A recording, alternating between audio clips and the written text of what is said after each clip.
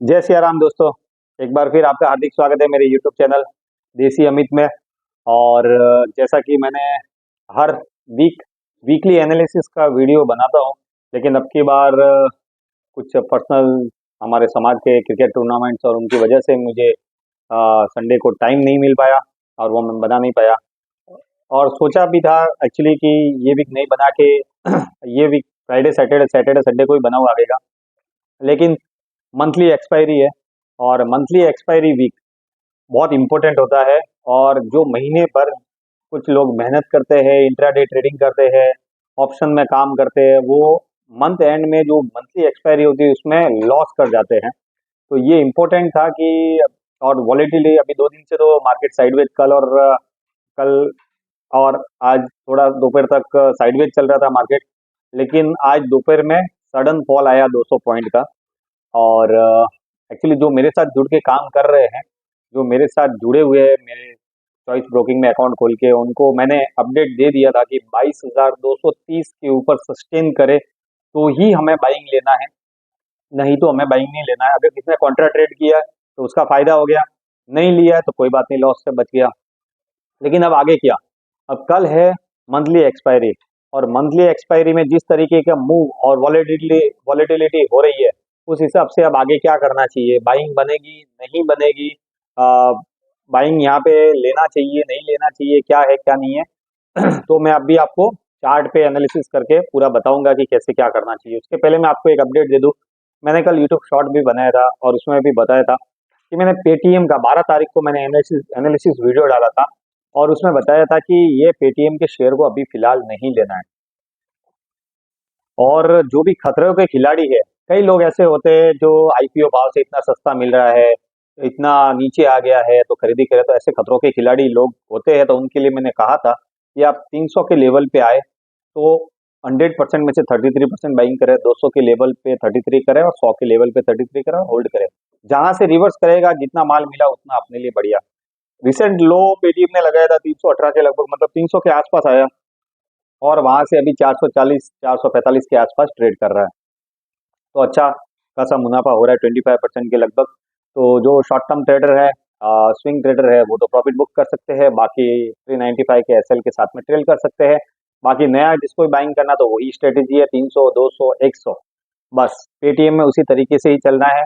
और वो भी सिर्फ खतरों के खिलाड़ियों के लिए है, बाकी के लिए नहीं है। बाकी एचडीएफसी बैंक हो गया, आप उसको बाइंग करके चलो, बाइंग करके चलो, एसआईपी करके चलो, जो भी करना है आप उसमें करो, लेकिन एचडीएफसी बैंक को buy and hold long term के लिए। बजाज फाइनेंस भी यहाँ पे थोड़ा सा बाइंग कर सकते हैं 150-200 रुपए की स्टॉप लॉस के साथ में। बाकी निफ्टी और बैंक निफ्टी के क्या हाल है, क्या होगा भी ये हफ्ते में, आगे क्या मूव आ सकता है, वो सब चीज़ों से रिलेटेड मैं भी चार्ट पे एनालिसिस करके आपको बताऊंगा। एक मोक्ष करके एक शेयर था जो मैंने एनालिसिस किया था संडे नाइट में, और मंडे मेरे ग्रुप सर्कल में मैंने सबको डाला था, जो मेरे क्लाइंट है उनको। 2130 या 2160 का कुछ क्लोजिंग था फ्राइडे का, और 22 रुपये के आसपास खुला था। कल उसने 29 का हाई लगाया, तो उसमें भी शॉर्ट टर्म ट्रेडर ने प्रॉफिट बुक कर लिया है। तो ऐसे इक्विटी, कैश मार्केट के स्टॉक, ऑप्शन में निफ्टी, बैंक निफ्टी इंडेक्स में, और commodity gold silver crude natural gas, और बाकी के नॉन एग्री कमोडिटीज, तो equity, option, non agree commodities, agree commodities, और ये सब चीजों के लिए अगर आप उसमें अच्छे तरीके से सही तरीके से काम करना चाहते हैं तो आप मेरे साथ जुड़ के भी काम कर सकते हैं। मेरे चॉइस ब्रोकिंग में आप अपना अकाउंट ओपन करके भी काम कर सकते हो। और एक चीज और, मैं अभी आगे प्रीमियम सर्विस चालू करने वाला हूँ कि जिनका अकाउंट मेरे पास में नहीं है, अगर उनको भी एनालिसिस चाहिए या वहाँ पे प्रीमियम सर्विसेज मिलेगी, कुछ भी आपको स्टॉक बाइंग करना है या क्या करना है, तो वो पेड सर्विस होगी। तो जैसे ही लॉन्च होगी तो मैं आपको बताऊंगा, लेकिन तब तक हम एनालिसिस करते हैं निफ्टी, बैंक निफ्टी का अगले वीक के लिए। तो आइए चार्ट देखते हैं। ये है निफ्टी का चार्ट, और निफ्टी के चार्ट के ऊपर हम वीकली अगर अपने हिसाब से देखेंगे सपोर्ट, तो इसमें ये अभी 21,900 21,900 का जो इसका सपोर्ट है, उस सपोर्ट से बाइंग में बने रहना है। जब तक 21,900 के सपोर्ट के नीचे क्लोज नहीं करता है, 21,900 के सपोर्ट के नीचे क्लोज नहीं करता है तब तक हमें नेगेटिव में नहीं आना है, तब तक हमें पॉजिटिव ही बने रहना है। तो मेजर सपोर्ट है उसका 21,900 और फिर उसके बाद में 22,000 के ऊपर अभी आज आ जाएगा तो और तेजी पकड़ेगी।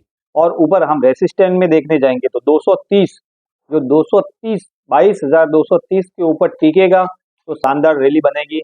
लेकिन मेरा व्यू अभी फिलहाल निफ्टी में जो है वो बाई ऑन डिप्स है या बाइंग करके चलना है। स्टॉप लॉस मेरा 21,900 का है और उस स्टॉप लॉस से मैं बाइंग में चल रहा हूं। तो बस यही है और मैं एक्सपेक्ट कर रहा हूं कि कल एक्सपायरी प्रेशर एक बार खत्म होने के बाद में या कल सेकेंड हाफ में तेजी आनी चाहिए और मैं लगभग 22,300 22,400 के लेवल अभी फिलहाल निफ्टी में देख रहा हूं। तो अब आगे देखते हैं क्या होता है। बैंक निफ्टी के ऊपर जाते हैं। बैंक निफ्टी का चार्ट ये है।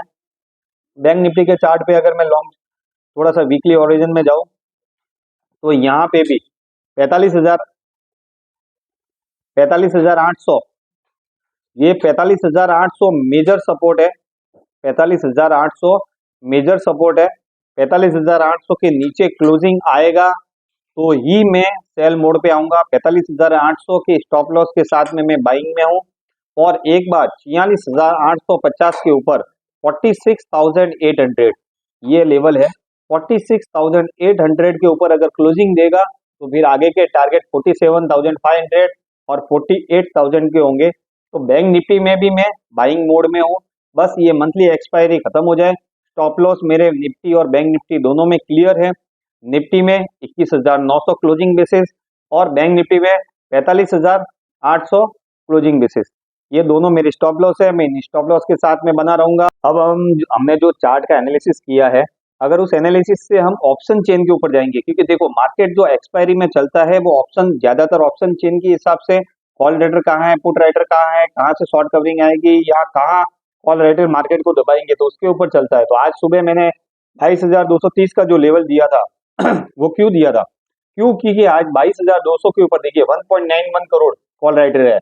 22,300 के ऊपर 1.41 करोड़ कॉल राइटर है। 22,400 के ऊपर 1.8 करोड़ कॉल राइटर है। मतलब ये मार्केट ऊपर जाना आज पॉसिबल इतना नहीं लग रहा था और ये कॉल राइटर ने मार्केट को दबा दिया। अगर यही मार्केट अगर 230, 35, 40 के ऊपर 15-20 मिनट आधा घंटा सस्टेन कर जाता तो ये लोग अपनी पोजीशन क्लियर करते तो मार्केट वहां से रैली ले सकता था, लेकिन ऐसा नहीं हुआ और इन्होंने मार्केट को आज दबा दिया। अब अगर हम पुट साइड देखने जाएंगे, सपोर्ट साइड, ये तो हो गया रेसिस्टेंट। अब अगर हम सपोर्ट साइड देखने जाएंगे तो सपोर्ट कहाँ पे है? सुबह में 22,000 के ऊपर सपोर्ट था, लेकिन एक बार मार्केट नीचे जाने के बाद में थोड़ी सी पोजीशनिंग चेंज हो चुकी है। लेकिन फिर भी हम देखेंगे तो 22,200 के ऊपर भी पुट राइटर ऑलरेडी है 37 लाख, लेकिन उतना पोजीशन नहीं है। लेकिन सबसे ज्यादा मेजर पोजीशन है 22,000। 22,000 पे पुट राइटिंग 88 लाख की बनी हुई है अभी। तो ये थोड़ा सा मेन सपोर्ट दिख रहा है और इसके नीचे कहीं पे भी इतना सपोर्ट नहीं दिख रहा है। सीधा 21,500 के ऊपर 1.1 करोड़ है। मतलब अगर 21,900 के नीचे क्लोजिंग देता है या आधा पौना घंटा सस्टेन करता है तो नीचे और फॉल खुलेगा। नहीं तो अगर टिक गया और यहाँ से 22,000 के ऊपर वापस आया तो 22,000 का सपोर्ट बन सकता है। तो इसलिए मैंने 21,900 की क्लोजिंग बेसिस पे बाइंग बोला है और खड़े रहने के लिए बोला है और ऊपर रेसिस्टेंट है और नीचे सपोर्ट है। तो अभी आपने चार्ट एनालिसिस भी देखा, तो चार्ट के हिसाब से और ऐसे भी मंथली एक्सपायरी को अब ट्रेड करना है आपको तो 21,900 इंपॉर्टेंट लेवल है। उसके नीचे क्लोजिंग दे तो बाई साइड से आउट हो जाए, क्लोजिंग नहीं दे तो बाई साइड बने रहो। मेरा व्यू 70% बाई साइड है 21,900 के स्टॉप लॉस के साथ में। बैंक निफ्टी 45,800 नीचे क्लोजिंग दे तो बाइंग साइड से निकल जाओ और बाइंग करके रखना है तो 45,800 के स्टॉप लॉस के साथ में बाइंग कर सकते हैं। मेरा व्यू इस पे भी 70% बाई साइड है और मैं 45,800 के साथ में अपनी पोजीशन को आगे ट्रेल करता हुआ चलूंगा। फिन निफ्टी का चार्ट मैं फिलहाल एनालिसिस नहीं कर रहा हूँ क्योंकि बैंक निफ्टी और फिन निफ्टी सेम ही पोजीशन रहती है। अगर बैंक निफ्टी में तेजी रहेगी तो फिन निफ्टी में भी तेजी रहेगी। तो यही है बस।